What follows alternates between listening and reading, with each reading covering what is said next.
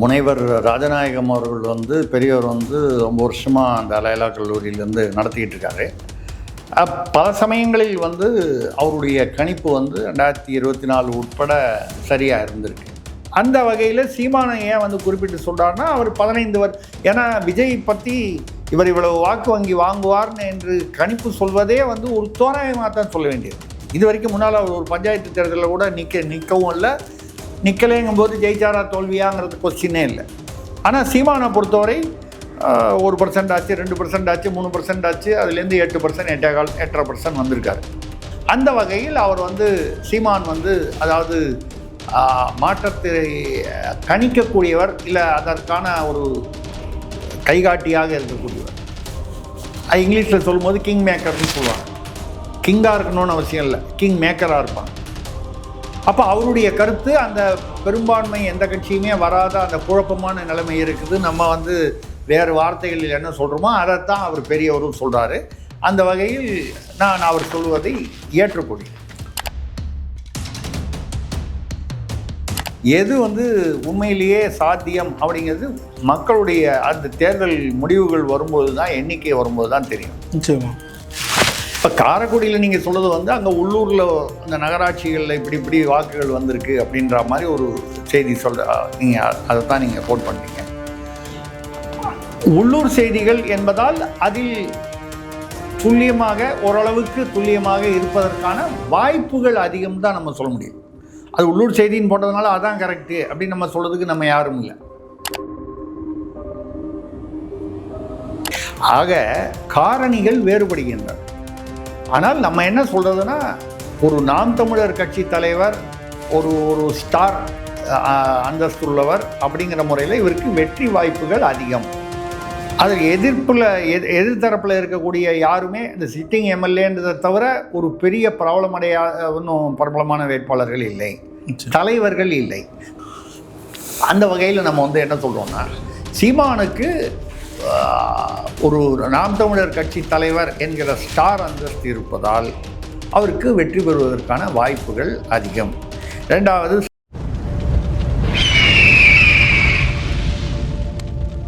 அரசியல் நேயர்களுக்கு வணக்கம். இன்று நம்மோது சிறப்பு வந்து மூத்த பத்திரிகையாளர் திரிசக்தி அவர்கள். வணக்கம் சார். வணக்கம், சொல்லுங்கள் சார். தேர்தலுக்கு முன்னாடி நாம் தமிழர் கட்சியின் தலைமை சீமான் வந்து காரைக்குடியில் களமிறங்க போகிறாருன்னப்போ நெகட்டிவாக நிறைய கருத்து கணிப்புகளை அவருக்கு எதிராக வெளியிட்டு இருந்ததை வந்து பார்க்க முடியுது. இப்போ தேர்தலுக்கு பிறகும் அதே மாதிரியான ஒரு நரேட்டிவ் வந்து செஞ்சுட்டு வராங்க. இந்த மாதிரி ஒரு விஷயம் போயிட்டு இருக்கும்போது காரைக்குடியை சார்ந்த தன்னாளர்கள் பல பேர் வந்து ஒரு விஷயத்த வந்து ஊர்ஜிதமாக சொல்கிறாங்க. ஒரு நகராட்சி, 4 பேரூராட்சி, 100 ஊராட்சி, 180 கிராமங்கள் வந்து காரைக்குடியில் இருக்குது. இதில் நாம் தமிழ் கட்சியோட கால்படாத இடமே கிடையாது. ஸோ இந்த கருத்து கணிப்புகள்லாம் நிச்சயம் வந்து தவிடுபடி ஆக்கப்படும் அப்படின்ற ஒரு விஷயத்த வந்து உறுதியாக சொல்கிறாங்க. நீங்கள் எப்படி பார்க்குறீங்க இதை? அது எந்த தொகுதியில் எந்த வேட்பாளராக இருந்தாலும் 5000 ரூபா பணம் கொடுத்ததாக சொல்லப்படும் செந்தில் பாலாஜியாகவே இருந்தாலும் நிச்சயமாக வெற்றி பெற்று விடுவார் 100%ன்னு யாருமே வந்து அந்த மாதிரி வந்து யாரையுமே, எந்த கட்சி வேட்பாளரையுமே சொல்ல முடியாது. அப்படி சொல்லும் பொழுது நம்ம வந்து காரைக்குடியும் சேர்த்து தான் சொல்கிறோம். ஜெயிப்பதற்கான, வெற்றி பெறுவதற்கான சாத்தியக்கூறுகள் அதிகம்னு பொதுவாக அந்த மாதிரி ஒரு அலசல் தான் நம்ம பண்ண முடியுமே தவிர, சில காரணிகளை வைத்து இவர் அப்படியே அல்வாவாக தூக்கிட்டு வந்துடுவார் அப்படின்னு வந்து யாரையும் சொல்ல முடியாது. நிச்சயமாக. இன்ஃபேக்ட் அந்த மாங்குடின்ற சிட்டிங் எம்எல்ஏ வந்து அங்கே தானே காரைக்குடியில் காங்கிரஸு கார்த்தி சிதம்பரம் வந்து அவருக்கு வந்து பிரச்சாரம் பண்ணார்னா என்ன அர்த்தம்? மாங்குடி வந்து அங்கே வந்து சிட்டிங் எம்எல்ஏ ஆட்டோமேட்டிக்காக அவர் ஜெயிச்சிருவார், ஜெயிப்பதற்கான வாய்ப்புகள் இருக்கின்றன அப்படின்னு சொன்னால், இந்த மாதிரி வந்து கார்த்தி சிதம்பரம் போன்ற கார்த்தி சிதம்பரம் அந்த பகுதியை சேர்ந்தவர், காரைக்குடி அந்த செட்டிநாடு பகுதி.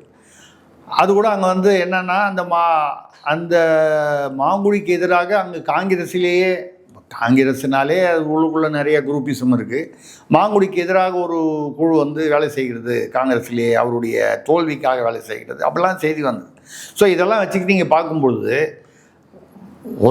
அவங்கவுங்களுக்கு சௌகரியமாக ஒரு தகவலை வந்து ப்ரெசன்ட் பண்ணுறாங்களே தவிர, எது வந்து உண்மையிலேயே சாத்தியம் அப்படிங்கிறது மக்களுடைய அந்த தேர்தல் முடிவுகள் வரும்போது தான், எண்ணிக்கை வரும்போது தான் தெரியும். நிச்சயமா.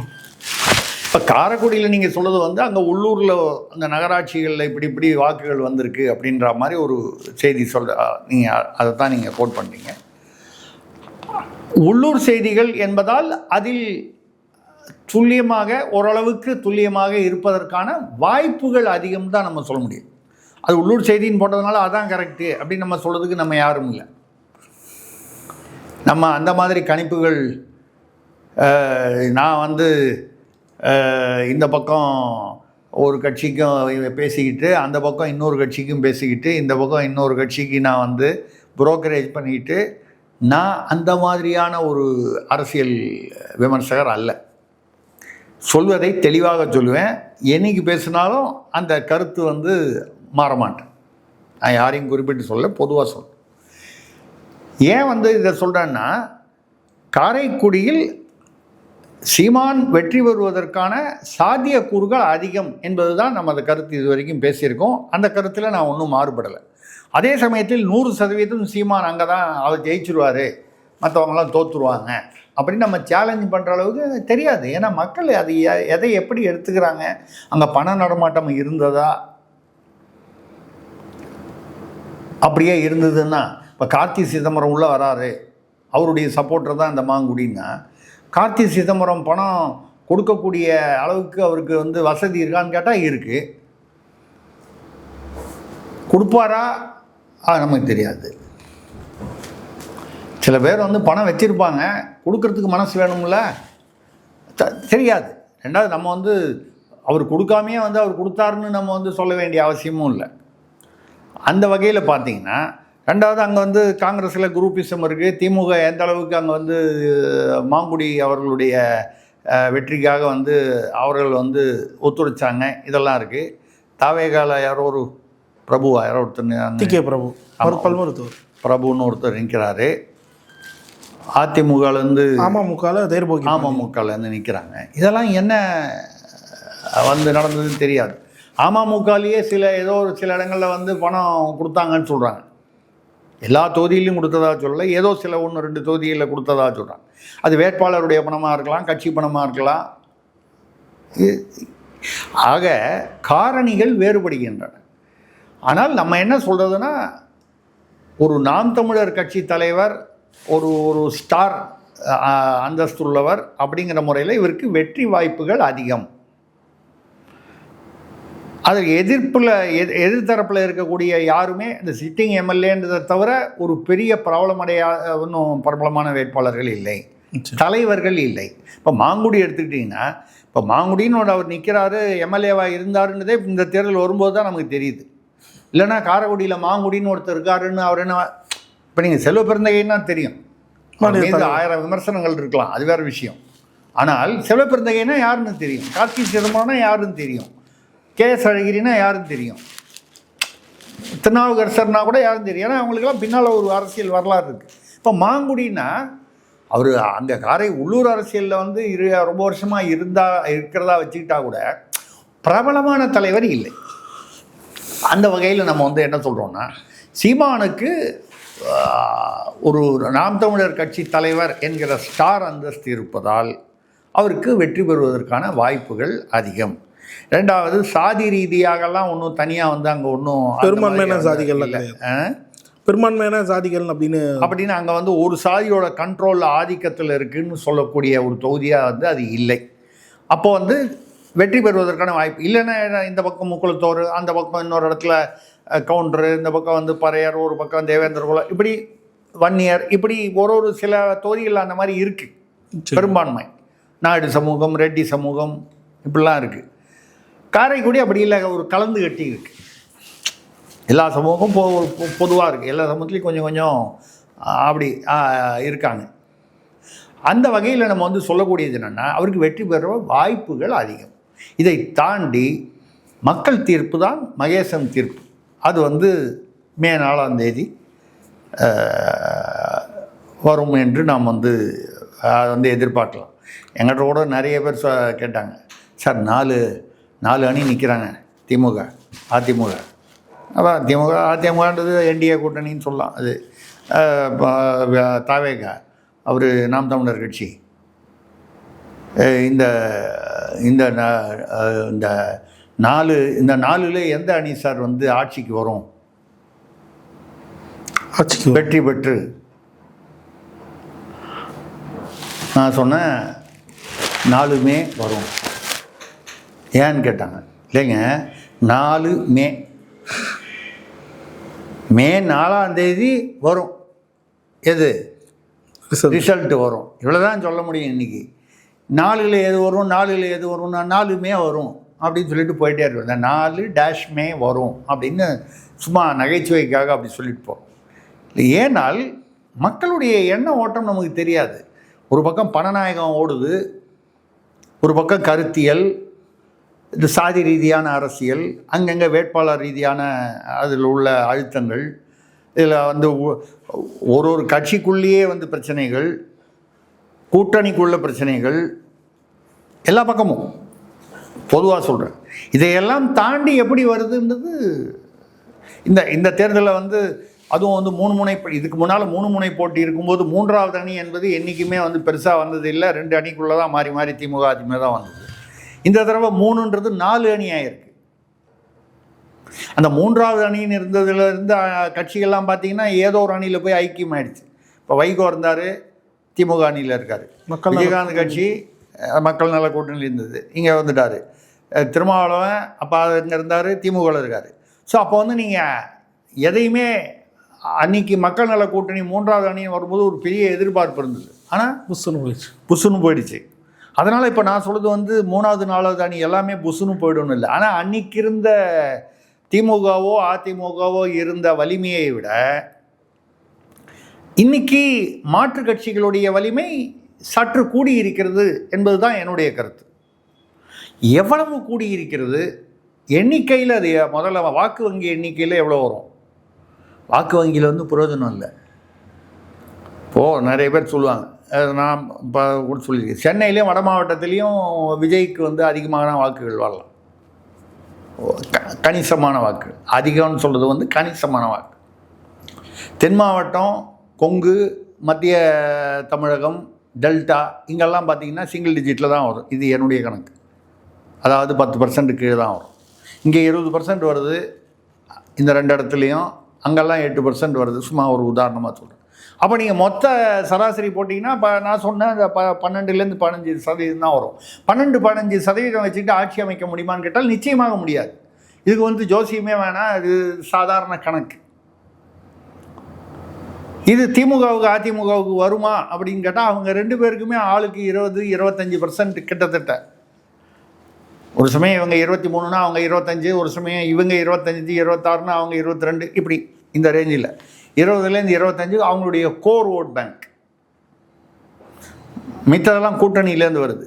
கூட்டணிகள் பலமாக எங்கே இருக்கின்றன எங்கே இல்லை என்பதெல்லாம் அந்தந்த தொகுதியை பொறுத்து இருக்குது. இவ்வளவு என்ன சொல்கிறது, பர்முட்டேஷன் காம்பினேஷன் சொல்லுவாங்க இங்கிலீஷில். இப்படி பல கணக்குகள் காரணிகள் இருக்கக்கூடிய முதல் தேர்தலாக இந்த தேர்தல் அமைந்திருக்கிறது, இதுவரை இல்லாத வகையில். அப்பொழுது வந்து இன்னும் வந்து கணிப்பது வந்து மிகவும் கடினமான ஒரு விஷயம். இப்படி தான் நடக்கணும். ஒரு தொகுதியை பொறுத்த வரைக்கும் சரி, மொத்தமாக தமிழ்நாட்டை பொறுத்த வரைக்கும் சரி, கஷ்டம். நான் வழவழா குழகுழான்னு பேசுகிறீங்கன்னு. ஆமாம், இன்றைக்கி இருக்கிற பொசிஷனை வந்து இந்த பக்கம் வந்து ஸ்டாலின் சார் வந்து உளவுத்துறையில் வந்து சொன்னதுனால அப்செட் ஆகிட்டாருன்னு ஒரு செய்தி வருது. இந்த பக்கம் எடப்பாடியார் அதிகாரிகள் பார்க்குறாங்கன்னு ஒரு செய்தி வருது. இன்னொரு பக்கம் இல்லை திமுக தான் ஆட்சி, அவங்க ஆல்ரெடி அமைச்சரவையெல்லாம் ரெடி பண்ணிட்டாங்கன்னு வருது. எதை நம்புறது? ஏதாவது ஒன்று தானே உண்மையாக இருக்க முடியும். உண்மை பொய்ன்றதை விட யாருமே உள்ளே எண்ணி பார்த்துட்டா சொல்கிறாங்க. இவிஎம்லாம் பத்திரமா உள்ளே வச்சு பாதுகாத்துக்கிட்டு இருக்காங்க. அதுக்குள்ளே என்ன முடிவு வருதுன்றது யாருக்கும் தெரியாது. எல்லாமே யூகங்கள், கணிப்புகள், பல சமயங்களில் விருப்பங்கள். இப்போ நான் வந்து இவர் ஜெயிக்கணும்னா இவர் தான் ஜெயிப்பார் அப்படின்னு சொன்னால் அது என்னுடைய விருப்பம். பட் என்னுடைய விருப்பம் தான் அந்த தொகுதியில் உள்ள பெரும்பான்மை மக்களின் விருப்பமானா அதுதான் வந்து முடிவை கொடுக்க போகிறது. இப்போ வழவழா குழவழா நம்ம சொல்கிறோம் அப்படின்னு யாராவது விமர்சனம் பண்ணால் அந்த விமர்சனத்தை நான் தலை தாழ்த்தி ஏற்றுக்கொள்கிறேன். ஏன்னு கேட்டால் இந்த தடவை இருக்கக்கூடிய அரசியல் சூழ்நிலை, தேர்தல் சூழ்நிலை அப்படிப்பட்ட வழவழா குழவழா நிலையில்தான் 4 அணிகளையுமே நிறுத்தி இருக்கிறது என்பது என்னுடைய கருத்து. அந்த தெளிவு வந்து குறைவாக இருக்கிறது அப்படிங்கிறது தான் கருத்து. நீங்கள் இதுக்கு நடுவில் 85 வருஷம் வந்துருச்சு, 86 வந்துருச்சு, அந்த கணக்கு வந்து சும்மா அது வந்து சதவீத கணக்கு வச்சு பேசக்கூடாது. சென்னையில் 24.16 2021 முதல்ல சொன்ன, இன்னும் உண்மையை சொல்லப்போனால் தேர்தல் ஆணையம் வந்து 3 நாள் ஆச்சு தேர்தல் முடிஞ்சு. இது வரைக்கும் தொகுதி வாரியாக எவ்வளவு வாக்குங்கிறத ஃபைனல் ஃபிகர் சொல்லலை, இன்னைக்கு காலையில் வரைக்கும் சொல்லலை. என்னை பொறுத்தவரை தவறு. ஸோ என்ன கஷ்டம், முன்ன மாதிரி பேப்பரில் இருந்தாலும் பரவாயில்ல, இது இவிஎம் ஏன் சொல்லலை? ஏன்னா சொல்லலைன்னு சொல்லும்போது அது வந்து கொஞ்சம் அவங்க சுறுசுறுப்பாக இல்லை அப்படின்னு வச்சுக்கிட்டா கூட அதை வந்து சந்தேகங்களுக்கும் யூகங்களுக்கும் இடம் கொடுக்கக்கூடிய ஒரு விஷயம். ஏன் சொல்ல மாட்டேன்டாங்க, உள்ள ஏதோ வேலை நடக்குது, இது திமுகவுக்கு ஆதரவாக நடக்குது, இல்லை பிஜேபிக்கு ஆதரவாக நடக்குது, இல்லை அவங்களுக்கு ஆதரவாக நடக்குது, இவங்களுக்கு ஆதரவாக நடக்குது, ஏதோ ஒன்று.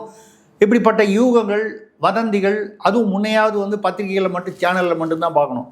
இப்போ அவன் ஃபோன்லேயே வந்து ஆளுக்கு ஒரு என்னமோ அவனே கன்ஃபார்ம் பண்ணி நேராக வந்து தேர்தல் ஆணையத்திலேயே வந்து போய் கேட்டு வந்த மாதிரி வந்து பதிவு போட்டுறாங்க. இப்படிப்பட்ட ஒரு சூழ்நிலையில் தான் இன்றைக்கி வந்து நம்ம என்ன சொல்கிறோம்னா, தேர்தல் ஆணையமே இன்னும் முடிவு செய்யவில்லை, அதாவது ஃபைனல் ஃபிகரே வந்திருக்கு அப்படின்னு. ஏன்னா அப்படி நீங்கள் கணக்கு பார்த்தீங்கன்னா, போன தடவை இவ்வளோ வந்துச்சு, இந்த தடவை இவ்வளோ வந்துச்சு, கிட்டத்தட்ட 76 லட்சத்துக்கு வந்து எஸ்ஐஆர் மூலமாக வந்து ஓட்டுகள் குறைக்கப்பட்டன. 1 கோடி வாக்குகள் கிட்டத்தட்ட 96 லட்சமாக 1 கோடி.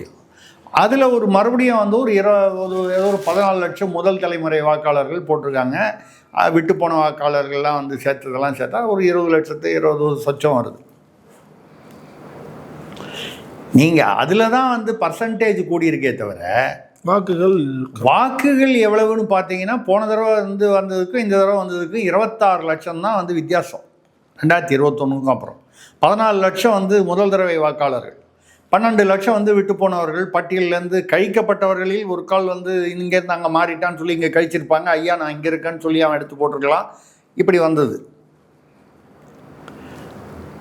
அப்போது சதவீதம் எதனால் வந்து அதிகமாக காட்டுதுன்னு சொன்னால், இந்த மொத்தம் வந்து கம்மியாயிடுச்சு. முன்னால் இருந்தது 6.4 என்னமோ இருந்துச்சு கோடி வாக்காளர்கள். இப்போ அது 5.7 கிட்டத்தட்ட அந்த ரேஞ்சுக்கு வந்துருச்சு,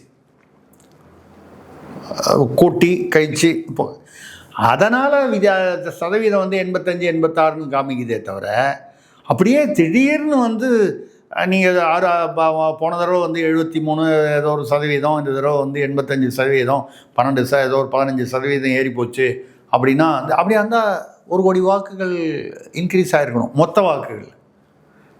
வாக்குகளில் 26 லட்சம் தானே இன்க்ரீஸ் ஆகிருக்கு.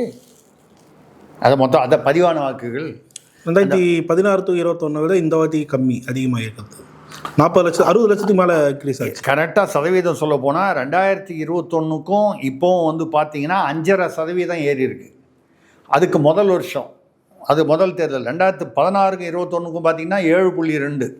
அப்போது இந்த தடவை வந்து அப்போது அந்த ஏற்றம் வந்து சதவீதம் வந்து கம்மியாக இருக்குது. ஒரு தேர்தலுக்கும் அடுத்த தேர்தலுக்கும் உள்ள அந்த சதவீதம், ஏன்னா மக்கள் தொகை அதிகமாகிட்டே போகுது இல்லையா, பிறப்பு தொகை அதிகம், இறப்பு தொகை அதை விட கம்மியாக இருக்கும். இது வந்து இயல்பான ஒரு விஷயம். அதனால தான் மக்கள் தொகை பார்த்தீங்கன்னா ஒரு காலத்தில் 100 கோடி அப்படின்னு இந்தியாவை சொன்னோம், இன்றைக்கி 140, 145, 150 தொட்டுருவோம் அப்படின்னு. அப்போ ஏன் பிறப்புகள் அதிகமாகவும் இறப்புகள் அதை விட தாமதமாகவும் வரும்பொழுது மக்கள் தொகை அதிகமாகுது, அப்போ வாக்காளர் தொகை அதிகமாகுது. இதை புரிஞ்சுக்காமல் நம்ம வந்து இந்த ஆலை அந்த ஆலை எந்த ஆலையும் இல்லை, முக்கியமானது வந்து அந்த எஸ்ஐஆருடைய ஒரு அந்த அந்த அந்த அந்த ப்ராசஸ்னால. அப்போ கூட சொன்னாங்க, எஸ்ஐஆர் வந்தவுடனே இங்கே வந்து நாங்கள் அதை படுத்துக்கொண்டே எதிர்ப்போம், நாங்கள் போராட்டம் செய்வோம், லட்சக்கணக்கான தமிழர்களுக்கு எதிராக நடந்தது. எத்தனை ஓட்டு மிஸ் ஆச்சுன்னு யாராவது ஒருத்தனாவது வந்து போய் கம்ப்ளைண்ட் பண்ணானா, கோர்ட்டுக்கு போனானா? பல லட்சம் தமிழர்களுடைய வாக்குரிமையை பறிப்பதற்கான சதின்னு திமுக அரசு சொல்லிச்சு. எத்தனை பேர், அட்லீஸ்ட் ஒரு 10 பேராவது கோர்ட்டுக்கு போயிருக்கணும்ல உண்மையாக இருந்தால்? இல்லையே. அது ஒரு ப்ராசஸ். நான் கூட முன்னால் கூட சொல்லியிருக்கேன், ரொம்ப இயல்பான ப்ராசஸ். அது ஆக்சுவலாக பார்த்தா இது ஒரு தேர்தலுக்கும் வந்து இதை பண்ணணும். ரொம்ப வருஷமாக பண்ணாமல் விட்டு இப்போ பண்ணும்போது இதுக்கு முன்னாலையும் பண்ணியிருக்காங்க. ஆனால் அதுக்கு பேர் அந்த எஸ்ஐஆர்ன்ற பேர் இல்லை, வேறு ஏதோ பேர் இருந்தது. பேர் எதுவாக இருந்தான்னா சென்சஸ்ன்னு சொல்கிறோம், அதுக்கு வேறு ஒரு பேர் வச்சான்னா இது க்ளீனிங் ப்ராசஸ், இது செஞ்சு தான் ஆகணும். ஏன்னு கேட்டால் நம்ம இதில் வந்து எதுக்கெல்லாமோ வந்து நீங்கள் பால் வாங்கணுன்னா ஆதார் கார்டு வேணுன்றான், இதுன்னா ஆதார் கார்டு வேணுன்றான். நீங்கள் சின்ன சின்ன விஷயங்களுக்கெல்லாம் கூட ஆர்டிஓ ஆஃபீஸுக்கு போனால் ஆதார் கார்டு வேணுன்றான். ஆனால் ஓட்டுரிமைக்கு மட்டும் ஆதார் கார்டு வந்து அதோட லிங்க் பண்ணால் பல இது முடிஞ்சு போகுமே. ஆதாரையும் ஓட்டுரிமை ஓட்டர் ஐடியும் லிங்க் பண்ணிட்டாங்கன்னா இந்த எஸ்ஐஆருடைய வேலையே வந்து குறைஞ்சி போயிருமே. இது வந்து மத்திய அரசு முடிவெடுக்க வேண்டியது, எல்லா மாநிலங்களையும் ஏற்றுக்கொள்ள வேண்டியது. ஏன்னா மத்திய அரசு மட்டும் தனியாக முடிவெடுக்க முடியாது, மாநிலங்களையும் கலந்து ஆலோசி தான் நாடு முழுக்க பாராளுமன்றத்தில் வரணும். சில விஷயங்கள் வந்து 2/3 மெஜாரிட்டி இருந்தால் தான் பண்ண முடியும். நம்ம சொல்கிறது ஈஸியாக சொல்லிடலாம், நடக்கிறதுக்கான அந்த ப்ராசஸ்ஸு அதில் அவங்கவுங்க அரசியல் லாபங்கள் அந்தந்த கட்சி வந்து இதனால் தனக்கு லாபமாக நஷ்டமான்ற ஒரு அந்த கண்ணோட்டம்லாம் இருக்குது. இதுதான் வந்து வரக்கூடியது. காரைக்குடியில் நீங்கள் சொல்கிறது வெற்றி பெறுவதற்கான சாத்தியக்கூறுகள் அதிகமாக தெரிகின்றன. இந்த விஷயத்தில் சார், இப்போது லோயலா கருத்து கணிப்பாளர் ராஜநாயகம் சமீபத்தில் சொன்ன ஒரு விஷயம், இந்த தேர்தலில் வெற்றியை நிர்ணயிக்கக்கூடிய சக்தியாக வந்து நாம் தமிழ் கட்சி தான் இருக்கும் அப்படின்ற ஒரு விஷயத்தை வந்து சொல்லியிருக்காரு. சுருக்கமாக அவங்க பதில் எதிர்பார்க்கலாமா சார்?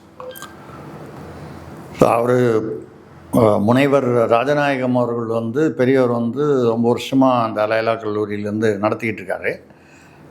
பல சமயங்களில் வந்து அவருடைய கணிப்பு வந்து 2024 உட்பட சரியாக இருந்திருக்கு. நம்ம என்றைக்குமே என்ன சொல்கிறதுனா, அதிகபட்சமாக சரியாக இருந்ததுன்னு ஒரு கணிப்பு, யார் வந்து கணிப்பாளராக இருந்தாலும் ஒரு எந்த நிறுவனமாக இருந்தாலும் அப்படி சொல்லலாமே தவிர, அதை தாண்டி வந்து இவங்க சொல்லிட்டாங்கன்னா அது இப்படி தான் நடக்கும்னு யாரையுமே, நான் சொல்வது உட்பட யாரையுமே சொல்ல முடியாது. ஏன்னா நம்ம வந்து சில காரணிகள் எடுக்கிறோம், அந்த காரணிகளை தாண்டி நீங்கள் சொல்கிறீங்க, ஐயா இது வந்து எதிர்ப்பலை வீசுது ஒரு தொகுதியில், அமைச்சரையே கூட விரட்டி அனுப்பிச்சிட்டாங்க, ரைட்டு, விரட்டி அனுப்பிச்சது அவன் ஒரு 200 பேர் உள்ள ஒரு கிராமத்தில் அனுப்பிச்சிருப்பான், இது செய்தி ஆகுது. நான் உங்களுக்கு உதாரணம் தான் சொல்கிறேன். பாக்கி ஒரு 10,000 பேர் இருக்கக்கூடிய, இல்லை ஒரு 200 ஒரு 10 கிராமம்னு வச்சுங்க, ஒரு உதாரணமாக வச்சோம். இல்லை 400 பேர் இருக்கக்கூடிய 10 கிராமம்னா 4000 பேர். இந்த 4000 பேருக்கு கொண்டு போய் 5000 பணம் கொடுக்குறாங்க. இங்கே உள்ள 200 பேருடைய அதிருப்தி அங்கே 4000 பேருக்கு பணம் கொடுக்குறதுல இந்த அதிருப்தி காணாமல் போயிடுதா இல்லையா? டைல்யூட் ஆகுதா இல்லையா? நிறுத்து போகுது. அப்போ இது செய்தி ஆகும் பொழுது எதிர்ப்பலை இருக்குது அப்படின்னு தெரியுது. ஆனால் அந்த எதிர்ப்பலையை அடக்குவதற்கு பணநாயகம் செயல்படுகிறது என்பதும் உண்மை, கண்ணுக்கு நேரம் நடந்திருக்க. அந்த வகையில் பார்க்கும்பொழுது அவருடைய ஒரு ப்ரொஃபஸர் ராஜநாயகம் அவர்களுடைய அனுபவம், இதற்கு முன்னால் அவர் சொன்ன பல கணிப்புகள் வந்து உண்மையாக இருக்குது அப்படிங்கிற கணக்கு பார்க்கும்பொழுது இந்த கணிப்பும், அதாவது கிரெடிபிலிட்டின்னு ஆங்கிலத்தில் சொல்லுவாங்க, ஒரு நம்பிக்கை, அந்த நம்பிக்கை தன்மை, உண்மைத்தன்மை, அதாவது யார் சார்பாகவும் அவர் வந்து யாரையோ திருப்திப்படுத்தணுன்றதுக்காக ஒரு கருத்தையோ கணிப்பையோ அவர் வந்து செய்ய மாட்டார் என்கிற கிரெடிபிலிட்டி அவருக்கு இருக்குது, பெரியவர் ராஜநாயகம் அவர்களுக்கு. அந்த வகையில் அவர் வந்து இப்போ வந்து என்ன சொல்லியிருக்காரு, இது மாதிரி யார் வின் பண்ணுவான்றதை நிர்ணயிக்கக்கூடிய சக்தியாக நாம் தமிழ் இருக்கும்னு சொல்லியிருக்காரு. ஆமாம், அப்படி சொன்னதுனால அவங்க ஆட்சிக்கு வருவாங்கன்ற அர்த்தமும் அவர் சொல்லலை, அவரும் சொல்லலை, சீமானும் சொல்லலை, நம்மளும் சொல்லலை. அதாவது இப்போ 118 வாங்கினா தான், அது சொல்லி முடிச்சிடுவோம், 118 வாங்கினா தான் யாராக இருந்தாலும் ஆட்சி அமைக்க முடியும். அது திமுகவோ அதிமுகவோ இல்லை விஜயோ இல்லை சீமானோ, அவ்வளோதானே, இந்த 4 தானே. இதில் வந்து என்னை பொறுத்தவரை சீமான் அவர்களுடைய கட்சியோ விஜய் அவர்களுடைய கட்சியோ 118 வாங்குவதற்கு வாய்ப்பே இல்லை. 118 அதற்கு மேலேயோ வாங்குவதற்கு வாய்ப்பில்லை. நான் விஜயும் சேர்த்து சொல்கிறேன். விஜய் ரசிகர்கள் என் பேரில் கோச்சிக்கிட்டா நான் சொல்கிறது வந்து யதார்த்தத்தை சொல்கிறேன். விஜய் வந்து அதனால் வந்து 0ன்னு நான் சொல்லலை. 118 வாங்கணும் அப்படின்னா அதற்கான கட்டமைப்பு, அந்த தேர்தல் அனுபவம் மக்களுக்கும் வந்து அப்படியே மாறக்கூடிய ஒரு சூழ்நிலைங்கிறது இருக்கான்னு பார்த்தா இல்லை அப்படின்றது என்னுடைய கருத்து. அப்போது 118 வாங்காமல் மார்ஜினலாக சீமானும் விஜயும் அந்த கட்சிகள் அதிகமாக எதிர்பார்த்ததை விட இல்லை யாரோ போடுற கணக்கை விட வந்து அதிகமாக வாங்குறாங்கன்னு வைங்க. அப்போ என்ன ஆகும்? அது எங்கேருந்து வரும்? ஒன்று திமுகலேருந்து வரணும், இல்லை அதிமுக அணி, அந்த கூட்டணி 2 கூட்டணியிலேருந்து வரணும். அப்போது 118 திமுக கூட்டணியோ அதிமுக கூட்டணியோ வாங்க முடியவில்லை. இதில் ஏதோ ஒரு கூட்டணி 100 வாங்குது, 105 வாங்குது, ஒரு உதாரணமாக வச்சு ஒரு 15 சீட்டு குறையுது, 20 சீட்டு குறையுது அப்படின்னா அது எங்கேருந்து வரணும்? அதிமுகவுக்கு சீட்டு குறைஞ்சதுன்னா திமுக கொடுக்குமா, ஆதரவு கொடுக்குமா? கொடுக்காது. திமுகவுக்கு குறைஞ்சதுன்னா அதிமுக ஆதரவு கொடுக்குமா? கொடுக்காது. இது தெரிஞ்ச விஷயம். அப்போ ஆதரவு எங்கேருந்து வரணும்? இந்த 2 கட்சியை தாண்டி வெளியிலேருந்து தான் வரணும். அந்த வெளியிலேருந்து வரக்கூடியது வந்து ஒன்று சீமான், இன்னொன்று விஜய், இன்றைக்கி இருக்கக்கூடிய நிலைமையில். இதைத்தான் அவர் பெரியவர் சொல்கிறார்னு நினைக்கிறேன். அந்த வகையில் சீமானை ஏன் வந்து குறிப்பிட்டு சொல்கிறாருன்னா, அவர் 15 ஏன்னா விஜய் பற்றி இவர் இவ்வளவு வாக்கு வங்கி வாங்குவார்னு என்று கணிப்பு சொல்வதே வந்து ஒரு தோராயமாக தான் சொல்ல வேண்டியிருக்கு. இது வரைக்கும் முன்னால் அவர் ஒரு பஞ்சாயத்து தேர்தலில் கூட நிற்கவும் இல்லை, நிற்கலேங்கும் போது ஜெயிச்சாரா தோல்வியாங்கிறது கொஸ்டினே இல்லை. ஆனால் சீமானை பொறுத்தவரை 1% ஆச்சு, 2% ஆச்சு, 3% ஆச்சு, அதுலேருந்து 8%, 8.25% வந்திருக்காரு. அப்போது ஒரு வளர்ச்சி இருக்குன்னு தெரியுது. அப்போ ஏதோ ஒரு கட்சி முழுதாக 118 வாங்க முடியாமல் அதுக்கு குறைவாக இருக்கிறது. எந்த கட்சியும் 118 வாங்க முடியல, எந்த கூட்டணியும், திமுக அதிமுக கூட்டணி அப்படின்னு சொன்னால் அப்பொழுது யாருக்கு முக்கியத்துவம் கூடும்? இந்த மற்ற 2 பேருக்கு கூடும். இதில் யார் வந்து அதிகமாக சீட்டு வச்சுருக்காங்களோ அவங்களுக்கு. 2வது அவங்க வந்து ஏதாவது ஒரு பக்கம் போக தயாராக இருக்க வேண்டும். இப்படி எடுத்து பாருங்கள். சீமான் ஏதோ ஒரு குறிப்பிட்ட சீட்டு வாங்குறார், விஜய் ஒரு குறிப்பிட்ட சீட்டு வாங்குறாரு. எவ்வளோன்னு சொன்னால் தான் உடனே இவர் சொம்பு அண்டான்னு நமக்கு அது தேவையில்லாதெல்லாம் வரும், வாங்குறாங்க. ஆனால் அவங்க வந்து யாருக்கும் ஆதரவு அளிக்க விரும்பலையா? அப்போ தொங்கு சட்டசபை மறுதேர்தல் தான் வரும். அப்போ அதைத்தான் அவர் பெரியவர் ராஜநாயகம் என்ன சொல்கிறார், அந்த மாதிரி ஒரு டஃப்பான நம்ம கொஞ்ச நேரத்துக்கு முன்னால் பேசணும், நம்மளை வழவழா குழகுழான்னு சொல்லி திட்டினாலும் பரவாயில்ல, இந்த தடவை டஃப்பாக இருக்க போகுது. அப்படியே வந்து கேக் வாக்னு சொல்லுவாங்க, சுலபமாக எந்த கட்சியும் வந்து எந்த கூட்டணியும் வந்து இவங்க வந்துடுவாங்கன்னு சொல்கிற மாதிரி இல்லை, சூழ்நிலை குழப்பமாக இருக்கிறது. அது மாதிரி ஒரு தொங்கு சட்டசபை மாதிரி ஒரு சூழ்நிலை வந்தால் வெளியிலிருந்து ஆதரவு வரணும். ஏன் வந்து அவர் சீமானை குறிப்பிட்டு சொல்கிறாருன்னா, சீமானை வந்து ஏற்கனவே ஒரு 8%, 8.5% இருக்கார். சொல்லும் போது அவர் 10 வாங்குவார், 12 வாங்குவார்னு சொல்லலாம். இல்லை இந்த தடவை ஒரு 5 அல்லது 6 தான் வாங்குவார்னு சொல்லலாம். ஆனால் வந்து ஒரு குறிப்பிட்ட அளவுக்கு இருக்குது அப்படிங்கிறது ப்ரூவ் ஆகிருக்கு. விஜயை பொறுத்த வரைக்கும் அது இன்னும் ப்ரூவ் ஆகலை. ஒரு தடவை இந்த தேர்தலில் அது வந்து எவ்வளவுன்னு தெளிவு பார்த்ததுன்னா, மறுபடியும் வர தேர்தல் 2029 பாராளுமன்ற தேர்தல்லையோ 2031லேயோ கணிப்பதற்கு இது வந்து அடிப்படையாக இருக்குது. இப்போ அவருக்கு அடிப்படை இல்லை, அந்த கூட்டத்தை மட்டும் வைத்துக்கொண்டு நாம் வந்து பேச வேண்டி வருது. அந்த வகையில் அவர் வந்து சீமான் வந்து அதாவது மாற்றத்தை கணிக்கக்கூடியவர், இல்லை அதற்கான ஒரு கைகாட்டியாக இருக்கக்கூடியவர். இங்கிலீஷில் சொல்லும்போது கிங் மேக்கர்னு சொல்லுவாங்க. கிங்காக இருக்கணும்னு அவசியம் இல்லை, கிங் மேக்கராக இருப்பாங்க. அவர்கள் யாருக்கு ஆதரவு கொடுக்கிறார்களோ அவர்கள் ஆட்சிக்கு வரும். அது எப்போ வரும்? எந்த கட்சியுமே அந்த பெரும்பான்மை வராத நிலைமையில். அப்போ அவருடைய கருத்து, அந்த பெரும்பான்மை எந்த கட்சியுமே வராத அந்த குழப்பமான நிலைமை இருக்குது. நம்ம வந்து வேறு வார்த்தைகளில் என்ன சொல்கிறோமோ அதைத்தான் அவர் பெரியவரும் சொல்கிறாரு. அந்த வகையில் நான் அவர் சொல்வதை ஏற்றுக்கொள்கிறேன். பல்லர்களுக்கு தெளிவாக நேரத்துக்கு நன்றி, வணக்கம்.